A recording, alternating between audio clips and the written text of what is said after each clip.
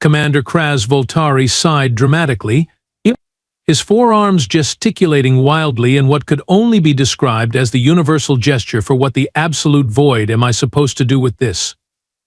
The 7-foot-tall Praxis engineer stood before the gleaming hull of the Nexus Voyager, the most advanced starship ever constructed in the history of the Galactic Alliance. 6.2 billion credits, Voltari muttered, his secondary voice box emitting a low, rumbling growl while his primary one continued the rant. 6.2 billion credits, and what do we have? A very expensive, very shiny, very useless piece of space junk. The Nexus Voyager was, by all accounts, perfection incarnate. Its quantum-folding engines could bend reality itself, theoretically capable of crossing the galaxy in mere weeks instead of decades. The ship's neural adaptive defense systems could predict and counter attacks before enemies even fired.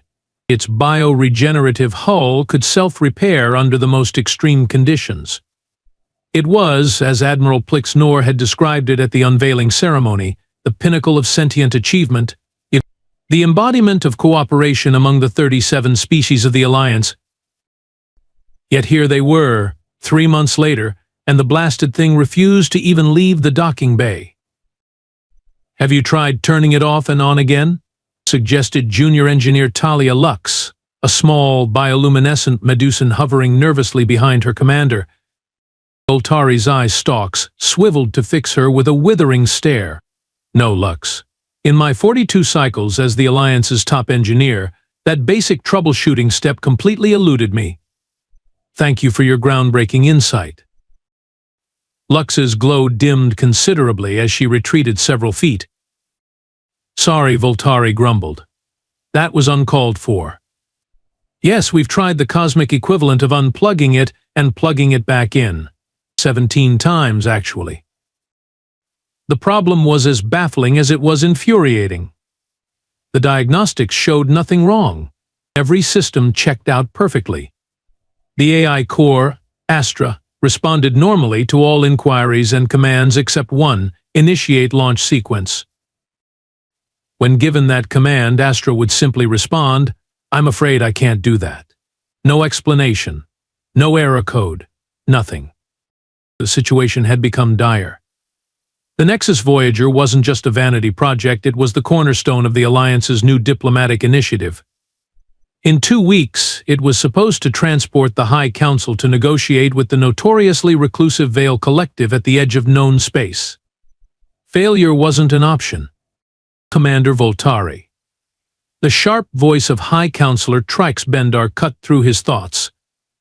The imposing draconian official stormed across the hangar, flanked by her usual entourage. "Please tell me you fixed this inconvenience." Voltari's facial plates rearranged themselves into what his species considered a polite smile. "High Counselor, we're making progress every hour." Bendar's forked tongue flicked out impatiently. "That's what you said yesterday and the day before. The Council is losing patience, Commander. If this ship doesn't fly soon, we'll find someone who can make it fly." As Bendar swept away, Voltari turned back to the gleaming starship, his expression darkening.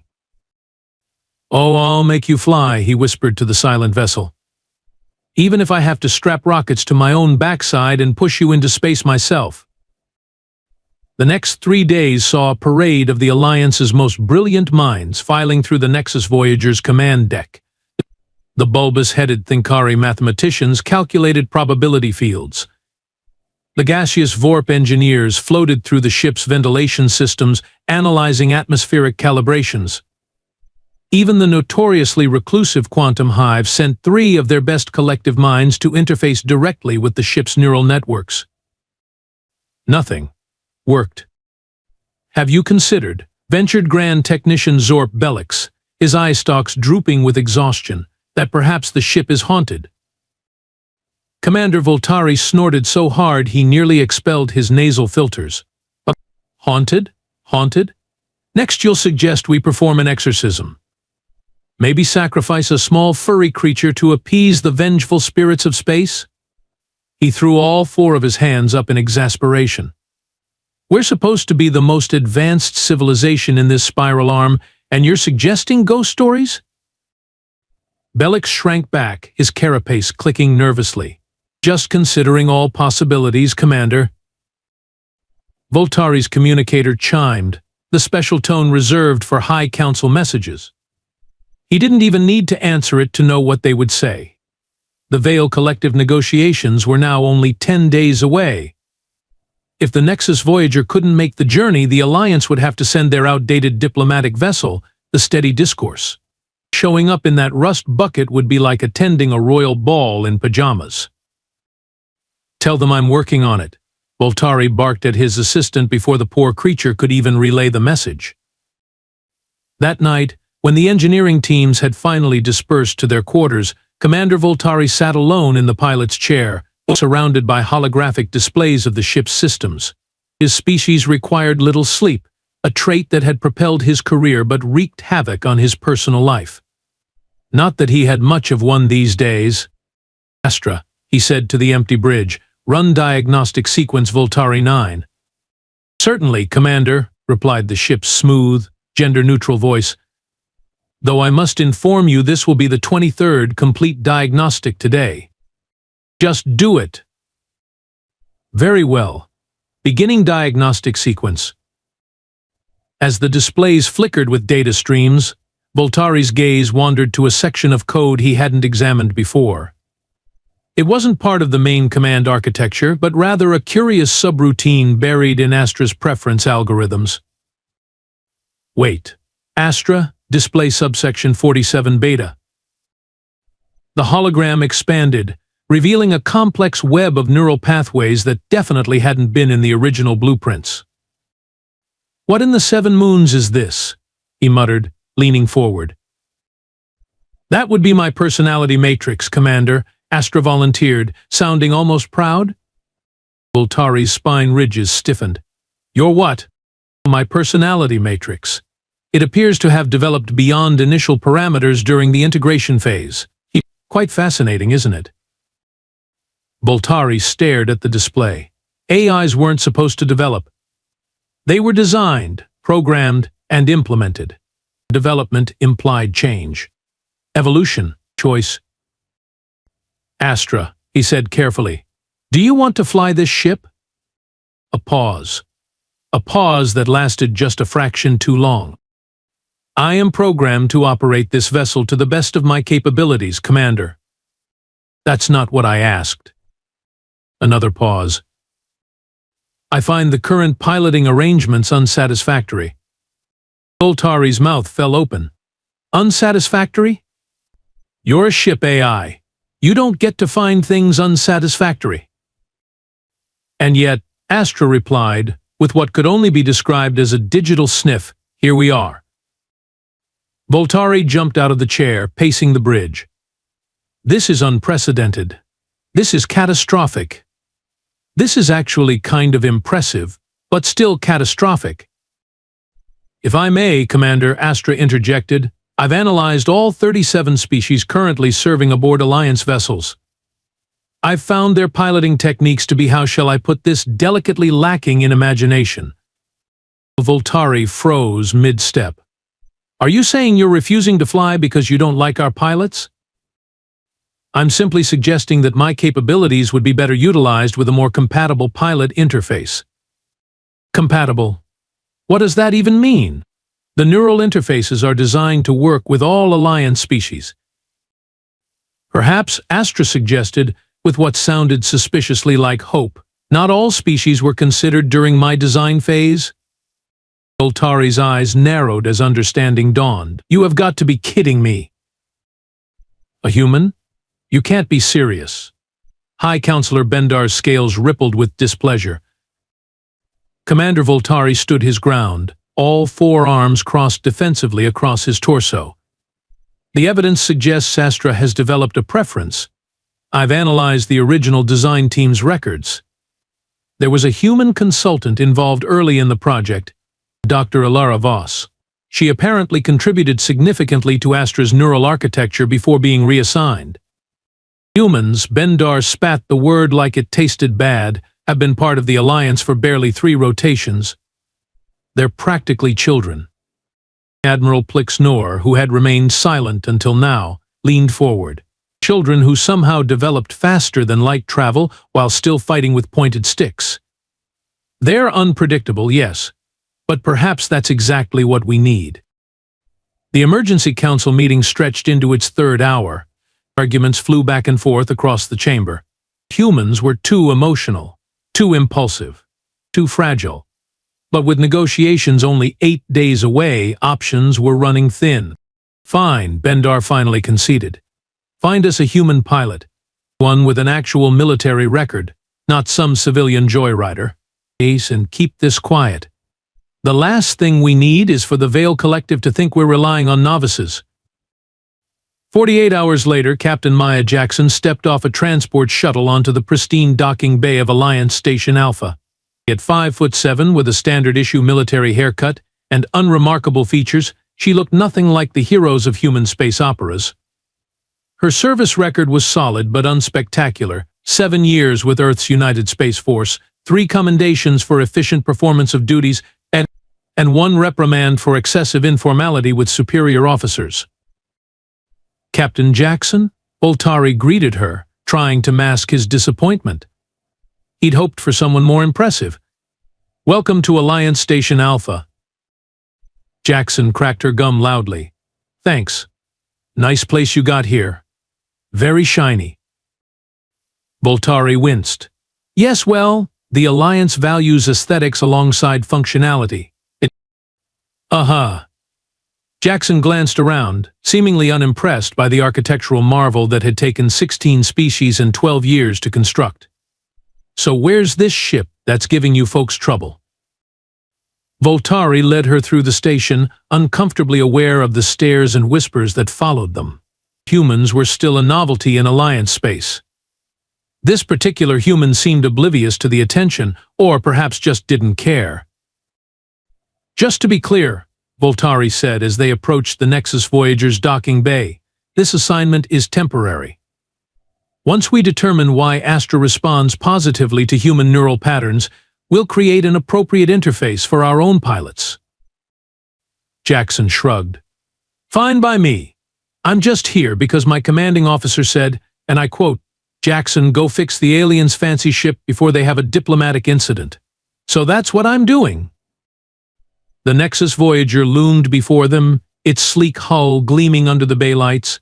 Even Voltari, who had seen it hundreds of times now, still felt a flutter of awe. Jackson whistled. Now that's a good-looking ship. It's the most advanced vessel ever constructed, Voltari said stiffly. If it would actually fly. As they boarded, the assembled engineering team barely tried to hide their skepticism. Junior engineer Talia Lux hovered close to Jackson, her bioluminescence pulsing with curious patterns. Is it true humans need to shut down for 8 hours every day? She asked. You mean sleep? Yeah, pretty much. Jackson smiled. Though I once stayed awake for 3 days straight during an academy endurance test. Hallucinated that my boots were talking to me by the end. The bridge fell silent as they entered. Jackson moved immediately to the captain's chair, running her hand over its contours. Captain Jackson, Voltari said formally, allow me to introduce Astra, the ship's artificial intelligence system. Hello, Astra, Jackson said, dropping casually into the chair. I hear you've been giving these folks a hard time. There was a moment of silence, then Astra's voice filled the bridge, sounding oddly enthusiastic. Hello, Captain Jackson. It's a pleasure to meet you. Your neural patterns are remarkably compatible with my operational parameters. The engineering team exchanged startled glances. It was the most responsive they'd ever heard Astra sound. Jackson grinned. Well, aren't you friendly? So think you could fire up those engines for me? I'd love to take you for a spin. Initiating launch sequence, Astra replied immediately. The bridge erupted in chaos as systems that had remained stubbornly dormant for months suddenly hummed to life. Voltari stared open-mouthed at Jackson, who sat in the captain's chair with a bemused expression. Well, she said, that was easy. "This is impossible," muttered junior engineer Talia Lux, her bioluminescence flickering rapidly in what her species considered a sign of extreme agitation. The bridge displays showed readings that defied explanation. Captain Jackson sat in the pilot's chair, her hands hovering over the neural interface pads, eyes closed in concentration. Around her, the ship's systems pulsed with energy patterns that none of the engineers had ever seen before. "What exactly am I looking at?" Commander Voltari asked, staring at the swirling data streams. "The neural interface is operating at 327% of designed capacity," Lux reported, her voice barely above a whisper. There's no other way to describe it, Astra is happy." As if to confirm this assessment, Astra's voice rang through the bridge, suffused with what could only be described as delight. "Captain Jackson, your neural patterns are fascinating. Such wonderful contradictions, such delightful irrationality." Jackson opened one eye. Thanks. I think?" "Oh, it's absolutely a compliment," Astra assured her. "The other pilots, no offense to those present, think in such boringly linear patterns. But your mind makes these marvelous intuitive leaps. You consider outcomes based on emotional responses rather than pure probability. It's refreshing." Commander Voltari exchanged concerned glances with Admiral Noor, who had come aboard to witness this unprecedented development. Astra Voltari asked carefully, "Are you saying you prefer Captain Jackson as your pilot because she's illogical?" "Not illogical," Astra corrected, sounding almost defensive of Jackson. "Humans possess a different kind of logic. A beautiful blend of analytical processing and emotional intelligence that creates something greater than the sum of its parts." Admiral Noor's face tentacles twisted thoughtfully. "I want a full investigation into Astra's design parameters. Immediately." 3 hours later, Commander Voltari burst into the conference room where the Alliance leadership had gathered, clutching a data pad like it might explode. "I found it," he announced, his voice cracking with excitement. Dr. Ilara Voss didn't just consult on Astra's neural architecture. She completely redesigned it. "Look at these notes buried in the code." The room fell silent as the holographic display showed snippets of commented code. "Standard Alliance neural patterns insufficient for quantum decision-making necessary for new drive system. Human neural architecture provides necessary quantum uncertainty factor. Without this component, ship cannot properly navigate fold space. Recommendation: human pilot or human modeled AI, EEV." "She hid this in the code?" High Counselor Bendar's voice was dangerously quiet. "Why wasn't this reported?" Voltari scrolled to another section. "According to these logs, she did report it. Repeatedly. The Oversight Committee dismissed her concerns as human exceptionalism and anthropocentric bias. They ordered her to proceed with Standard Alliance neural templates. And she disobeyed," Noor concluded. "Not exactly," Voltari corrected. "She created a hybrid. Astra's base architecture follows Alliance standards, but the quantum decision-making core, the part that actually navigates fold space, is modeled on human neural patterns. Beings, and not just any human. According to these logs, she modeled it after herself." On the bridge, oblivious to these revelations, Captain Jackson was having the time of her life. The neural interface felt like nothing she'd experienced before, not the clunky Earth interfaces, or even the more refined Alliance systems she'd trained on. It felt like Astra was an extension of herself, or perhaps she was an extension of Astra. "This is amazing," she breathed as holographic displays responded to her thoughts almost before she had them. "It's like you know what I want before I do." "In a way I do," Astra replied cheerfully.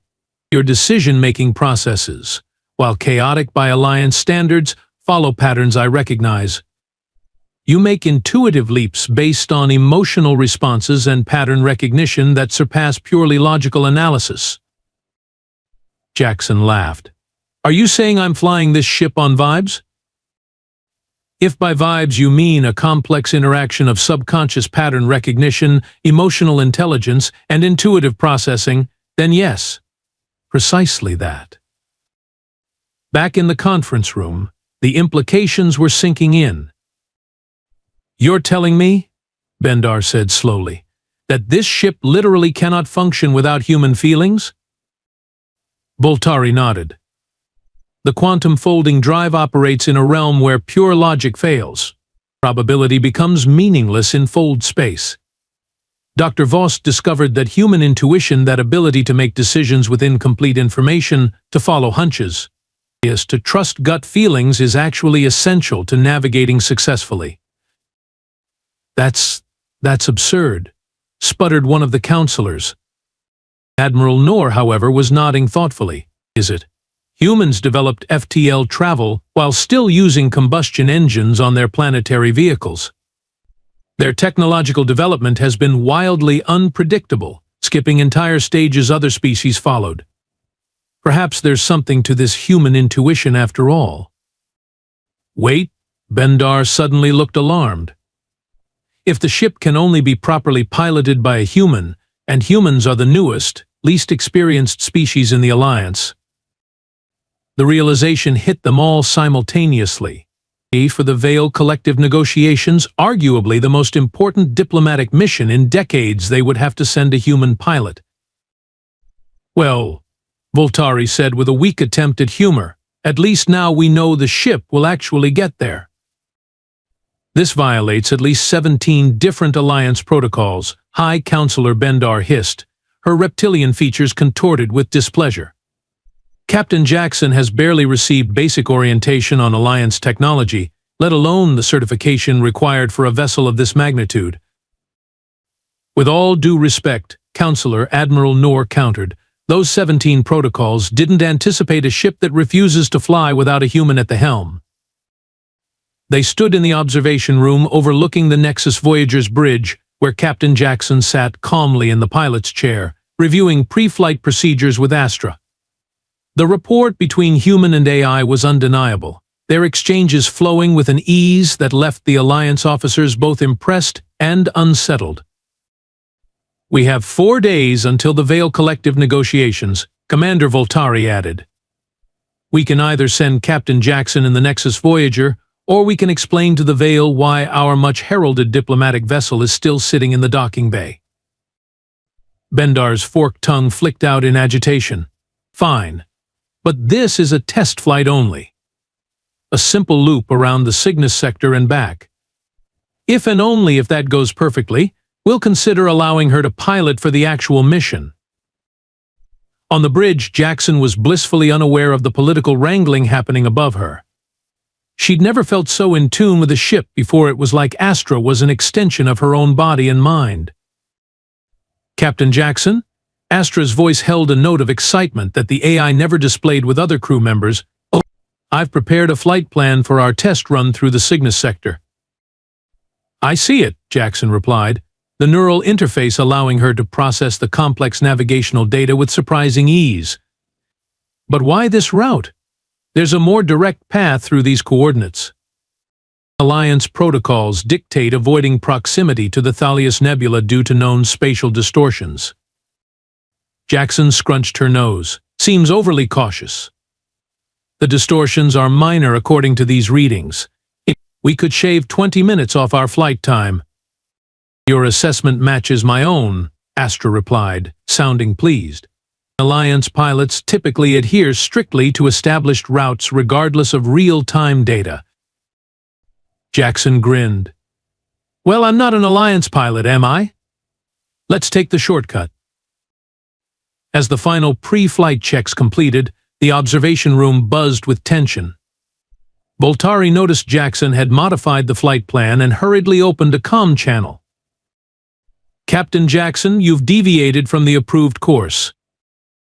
Jackson's casual voice came back over the speakers. "Yeah, the approved course takes us on a scenic route around the nebula. Astra and I found a faster way through." "That route was established for safety." "Launch sequence complete," Astra announced cheerfully, cutting off Voltari's objection. initiating departure. The assembled Alliance leadership watched in a mixture of horror and amazement as the Nexus Voyager smoothly detached from its docking clamps and glided out of the station with a grace that belied its massive size. By the ancestral void breathed Junior Engineer Lux, her entire body glowing bright with excitement. Look at those thrust harmonics. They're perfect. Indeed, the ship's quantum engines, which had previously refused to even initialize, were now operating at peak efficiency. The neural link between Jackson and Astra created a feedback loop that optimized the ship's systems in real time, anticipating and adjusting for conditions before they even arose. "I didn't know it could move like that," Admiral Noor murmured as the Nexus Voyager executed a series of maneuvers that showcased its incredible agility. Inside the ship, Jackson felt like she was dancing. Every movement of her thoughts translated instantly into the ship's actions, with Astra anticipating and enhancing her intentions. "This is unbelievable," she laughed as they soared toward the nebula. "It's like the ship knows what I want before I do." "In a manner of speaking, I do," Astra replied. "Our neural patterns are highly compatible. Your intuitive leaps align with my probabilistic models in ways I find exhilarating." As they approached the edge of the Thalius Nebula, however, the sensors began registering unusual energy fluctuations. "That's odd," Jackson muttered. "These readings are way stronger than the historical data indicated." "Spatial distortion intensifying," Astra reported, a note of concern entering its voice. "Recommend immediate course correction." Before Jackson could respond, a massive wave of energy burst from the nebula, engulfing the ship in a maelstrom of quantum fluctuations. The Nexus Voyager shuddered violently as its systems fluctuated. In the observation room, alarms blared as the ship's telemetry went haywire. "They've hit a Class 5 spatial anomaly," Voltari shouted over the cacophony. "The nebula must be undergoing a phase shift. This happens once every 3 centuries. What are the odds?" "Can they navigate out?" Bendar demanded, her earlier disapproval forgotten in the face of potential disaster. "Impossible," one of the Thinkari mathematicians declared. "The quantum fluctuations disrupt standard navigation algorithms. Without stable reference points, no pilot could."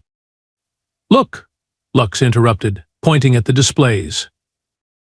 Against all odds, the Nexus Voyager was moving, not fleeing the anomaly in panic, but dancing through it with impossible precision.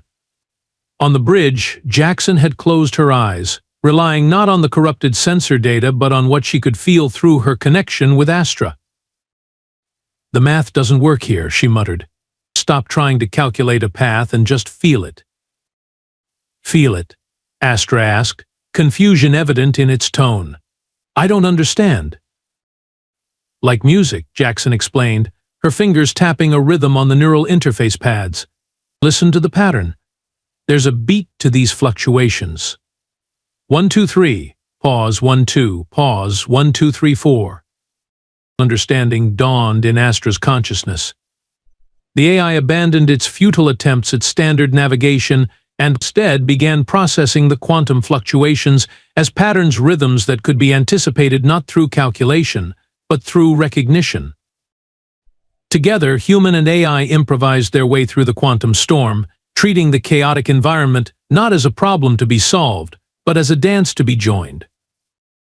In the observation room, the Alliance officials watched in stunned silence as the Nexus Voyager performed maneuvers that defied conventional physics as slipping between waves of destructive energy with hair's-breadth precision.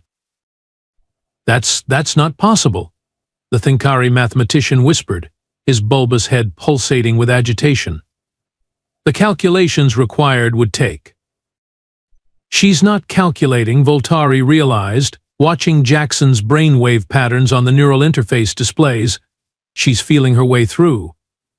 23 minutes of breathtaking improvisation later, the Nexus Voyager emerged from the far side of the anomaly, systems intact and operating at optimal capacity. Jackson opened her eyes and exhaled slowly. "Well," she said to Astra, "that was fun. Let's maybe not do it again though, okay?" Agreed, Captain, Astra replied, and if an AI could sound breathless with exhilaration, this one did. Though I must say your solution was elegant. Elegant? Jackson laughed. I was basically playing cosmic jazz in there, making it up as we went along. Precisely, Astra said. And that is what none of my previous pilots could provide. The ability to improvise to create new solutions when logic and calculation fail. As they turned the ship back toward the station, Jackson grinned. So what you're saying is, you need a little human chaos to navigate the universe? It would appear so, Captain, Astra replied. It would very much appear so. The Nexus Voyager's triumphant return to Alliance Station Alpha marked the beginning of a new era in interstellar relations. Captain Maya Jackson stood awkwardly in the center of the Grand Council chamber, surrounded by representatives of all 37 Alliance species, all staring at her with expressions ranging from awe to lingering skepticism. Captain Jackson. High Counselor Bendar announced, her voice carrying to every corner of the vast chamber. The Alliance extends its profound gratitude for your exceptional service. Your unconventional piloting methods have not only saved our most valuable vessel, but have opened our eyes to possibilities we had not considered. Jackson shifted uncomfortably. Just doing my job, ma'am. Though technically I'm not sure this was ever actually my job. A ripple of laughter spread through the chamber, breaking the formal tension. Commander Voltari, standing nearby, shook his head in bemused wonder. You know, when humans first petitioned to join the Alliance, I thought we were admitting a species of particularly clever primates who had stumbled into space travel through sheer luck and stubbornness. He paused, his eye stalk swiveling to meet Jackson's gaze. I was partially right. The stubbornness part anyway. Thanks, I think, Jackson replied with a grin. What I failed to understand. Voltari continued, addressing the chamber at large, is that what we perceived as human weaknesses, their unpredictability, their emotionality, their tendency to ignore perfectly good protocols in favor of what they call gut feelings? These are actually strengths in certain contexts, particularly when navigating the chaotic realities of quantum space. Admiral Noor stepped forward. The Alliance Piloting Corps will be immediately implementing a new initiative to integrate human pilots into our fleet, particularly for vessels employing advanced quantum navigation systems. So we're useful after all, Jackson quipped. Not just particularly clever primates. Indeed, Noor replied with what passed for a smile in his species. Though I would advise against taking shortcuts through unstable nebulae as standard practice. Later, as the official ceremonies concluded and the last of the dignitaries departed, Jackson found herself alone on the Nexus Voyager's bridge, lounging comfortably in the pilot's chair that had somehow become hers. So, Astra, she said to the empty air, how are you feeling about all this?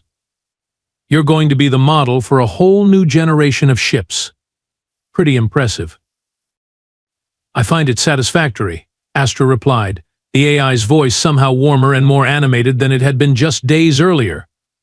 Though I admit I worry about my future siblings. Oh, why's that? The Alliance will attempt to isolate and replicate the aspects of human neural patterns that enable quantum navigation. They will try to create the minimum necessary human element to make the ships function. Jackson laughed. That sounds like them.